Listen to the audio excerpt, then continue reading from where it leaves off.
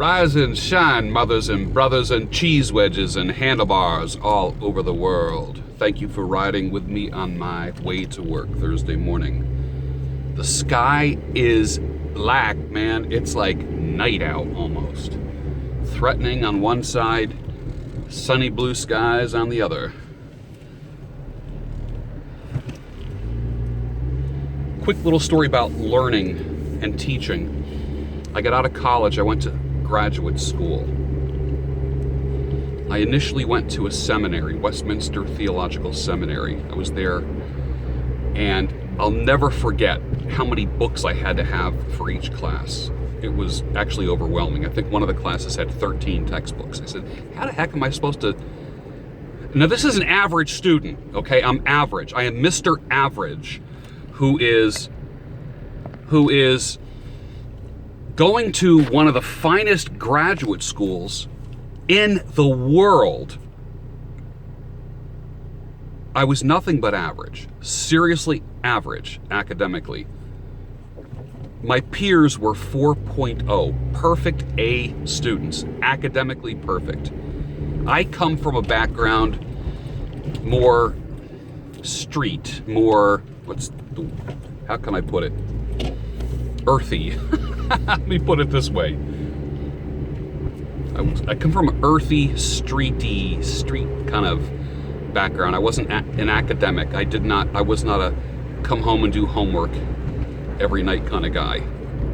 Just thrown into the academic world, did nothing. I did average at best. Only till I got to graduate school did I start actually doing well. And that was in my early 20s, probably starting at about 24 years old. So I go to Westminster Seminary. I had to take a Greek course. I struggled so hard. It was so hard for me.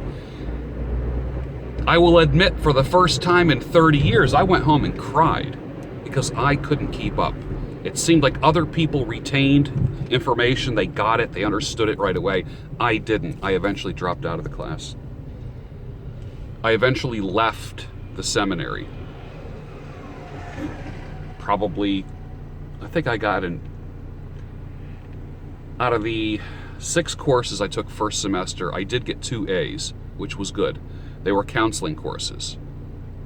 One was like an intro to counseling, one was a marriage and family counseling, which is a topic that I love. So we tend to do better at the things that we like. Okay, so there's a good example for you that specialize, pursue the things that you like and are good at, and you'll go far. Ted Gibson, one of the most famous hairstylists in the world, just says, do what you're good at. Why do things that challenge you? Do those things privately, but make your money, bury your sword, go to battle with the things that you're good at. So I sucked at ancient Greek. It's not even a language that you can use. It's ancient. So here's the deal. So then I went to Westchester University and I got a master's in education there with a specialty in counseling. And I came out with I think I came out with like a 3.0, a mixture of good and average, excellent and average, not bad, didn't do anything bad. No C's or D's or anything like that, or I didn't fail anything. I either got an A or a B. That was pretty good because it was something I enjoyed and something I was good at. And then after that, I went back to seminary after graduate school. And I went to school 2 to 3 nights a week in seminary. At the time, I was studying for the ministry, or thinking I was going to study for the ministry. And the reason why I'm not in ministry now is I didn't feel that my lifestyle and life choices were exemplary. I don't feel like I fleshed out and lived up to the high standards that I needed to be living in order to be a minister. I know many people that pressed forward with that and have secret dark lives. I would rather be transparent. I didn't work out my demons while I was a minister, and I know many people have and still have those demons, and I've been real right along, all along. But I took Greek again a few years later. This time the teacher gave me things like flashcards, taught me how to pronounce things, literally. He said, "You're welcome into my office anytime if I know you're struggling with this."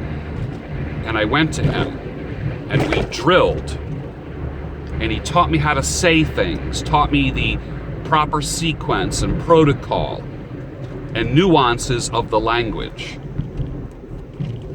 I'm happy to say, and humbled to say, because of that teacher, I left that semester not with him feeling sorry for me, but I left with an A. A perfect score. Knowing Greek 1 inside and out perfectly, absolutely proficient and competent in the language. And I walked an inch taller because of that. What was different between the first time I took it, failed miserably, and the second time that I took it? I will say that it was the teacher. He was patient with me. He saw my struggle. He had a little more empathy. The first teacher did not have any empathy towards students who were a little bit slower, and I'm a little bit slower. I'll never forget on report cards in elementary school where the teacher would write inattentive in class, and I would say to my mom, "What does inattentive mean?" And she would say, "That means you don't pay attention." I'll never forget that. Academics were not my strong point when I was a child. I don't know why. They are my strong point now. They were my strong point they have been for most of my adult life after college. I'm an avid reader. I love reading, I love studying. I love being proficient and competent. I'll tackle a topic and become an expert in it. Malcolm Gladwell says you study and practice for 10,000 hours, you receive expert status in whatever you do. Study and practice for 10,000 hours, you become an expert in something. What are you an expert in? Are you an expert in feeling sorry for yourself because you've done it for 100,000 hours? Are you an expert in making excuses? What are you good at? Make a list of even the bad things that you're good at and the things that you automatically do that are negative. Now make a list of the things you're good at, that you're truly good at and that you like. Pursue those things. You can do it. You know what one of my dreams is? To conduct an orchestra. Not just once and have everyone clap. I actually want to become a conductor. I see myself, believe it or not, I see myself actually taking, I was looking at a master's degree program in orchestral conducting. Sounds odd, it sounds weird, but it fires me up. Felt that way for years. I don't know why. It's just something I feel on the inside, and I feel like I can make a lot of money doing it. Because I'm unique. And I'm playing on my uniqueness. I'm not like everybody else. I march to the beat of a different drummer, and so do you. Stop trying to be like everybody else. Back to the original lesson. Sometimes these videos may speak to you, sometimes they may not. I was a huge fan of Napoleon Hill, huge fan of Russell Conwell. Napoleon Hill, Think and Grow Rich, Russell Conwell, Acres of Diamonds. You need to read those books. The first motivational book I ever read was Acres of Diamonds, written by Russell Conwell. Acres of Diamonds, Russell Conwell. My mom gave that to my dad. I have that book. She wrote in it, "Here's to your acres of diamonds." 1968. I have that book. It means a lot to me. As I moved on, two other people meant a lot to me, Jay Abraham and Dan Kennedy. What I get out of Dan Kennedy is this. He personally wrote me and said the key to success is the principle of massive action. Executing all the, like Vaynerchuk says, ideas are nothing unless they're executed. And Dan Kennedy years ago talked about massive action. Massive action. In the morning, let's say before noon, you have a goal before noon. Every phone call, every keystroke, Every email, every text has to be in the direction of that goal. That's massive action. Everything, massive action. J. Abraham, strategic alliances. You're nothing without other people. That's absolutely important. Creating strategic alliances to help you move forward in your life. That's what I boil everything down to with J. Abraham. Strategic alliances. Dan Kennedy, the principle of massive action. And then, I will never forget, and then I went through a period of dormancy. And then people like Grant Cardone and Gary Vaynerchuk lit a fire under my butt. And they were the people that really helped resurrect the dormant ideas, and they helped me with execution. So I pay homage to those people who got me off my butt.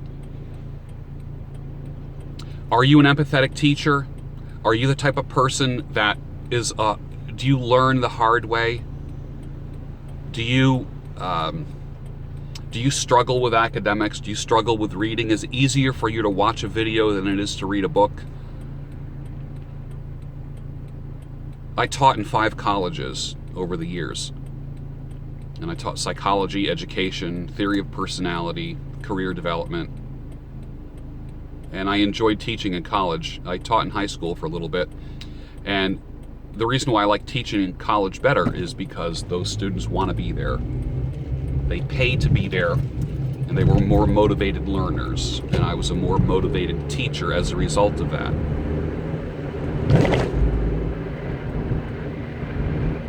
So I would, if you're stuck in a rut, here's something that I want you to do. No matter what your age is.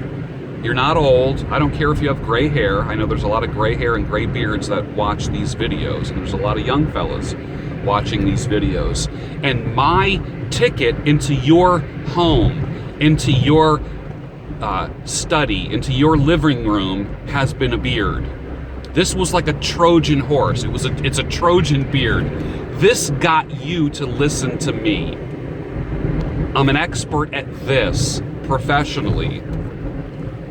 But if there's any lessons that you can get as a result of this, then please learn those lessons. Seek out teachers that teach in your learning style. The second Greek teacher that I had knew my learning style and helped me with it. I have to say things. There's a lot of times when I'm reading, my lips are actually moving as I'm reading. I'm actually saying the words as I'm reading. Not everyone does that. Some people just sit quietly when they read. I actually almost like mouth the words as I'm reading. I read about 20 to 25 pages an hour. That's what I can effectively read and still retain the information. If I read more than 20, 25 pages an hour, if you ask me what I learned, I can't repeat it back to you because it's too much data going into the brain, and my retention rate is horrible after 20, 25 pages. Seek out teachers that teach in a way that's consistent with your learning style. I don't care how many teachers you have to go through. Find the one person that speaks your language, that speaks to you. That's going to be so important. That's where the breakthroughs are going to happen. Don't give up just because one teacher didn't reach you, didn't get through to you.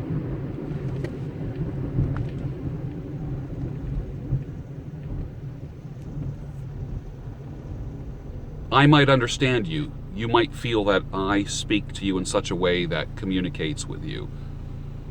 I'm very simplistic in my motivational strategies. I don't want to be a guilt guy. I'm not holding up pallets full of money and saying, you can have this if you do this. I'm not that kind of guy. If this speaks to you in any way, please leave a comment below. The army that I want to build is the army of average. The army of average guys. People who were invisible academically. Don't let your past academics be the predictor of your future.